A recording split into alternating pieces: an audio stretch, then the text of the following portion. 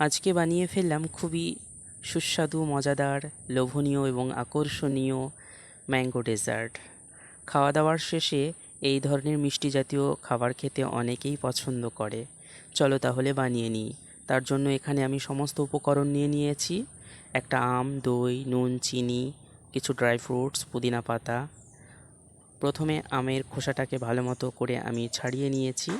এরপর আমগুলোকে মিক্সির জারের মধ্যে দিয়ে দিলাম। এর মধ্যে সামান্য নুন এবং স্বাদ অনুযায়ী চিনি দিয়ে দিলাম।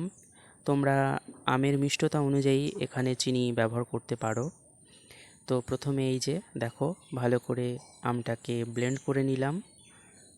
থিকনেসটা ঠিক এই রকম হবে। আমি এখানে কোনো রকম জল ব্যবহার করিনি। তো এরপর এই আমের পাল্পটাকে একটা পাত্রে ঢেলে নেব।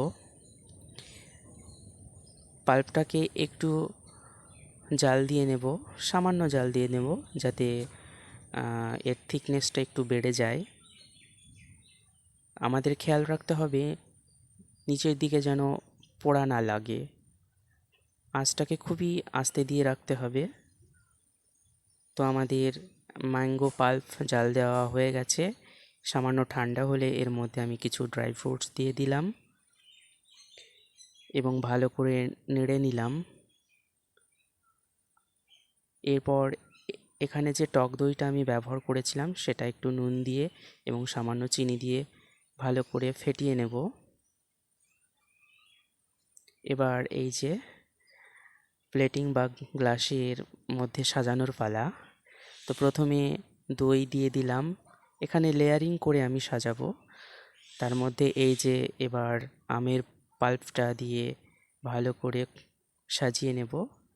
দুটো লেয়ারিং হয়েছে। এরপরে আবারও টক দইয়ের একটা লেয়ার আমি এখানে দিয়ে দিচ্ছি। দেখো বন্ধুরা, কত সুন্দর লাগছে। এরপর একটু ডেকোরেট করার পালা। তো এখানে একটা চেরি, একটা কাজু, কিশমিশ এইভাবে একটু সাজিয়ে নিচ্ছি, আর কয়েক টুকরো আম। দেখো বন্ধুরা, লুকটা আস্তে আস্তে কত সুন্দর আসছে। আর শেষে একটা করে পুদিনা পাতা দিয়ে দিলাম।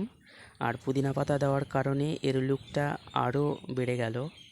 এই যে দেখো বন্ধুরা, কত সুন্দর লাগছে ম্যাঙ্গো ডেজার্টটা।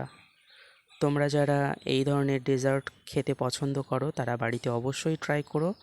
আর এই ছোট ভাইটাকে একটু সাপোর্ট করো, কারণ আমি সবে সবে ইউটিউব বা ফেসবুকে জয়েন করেছি।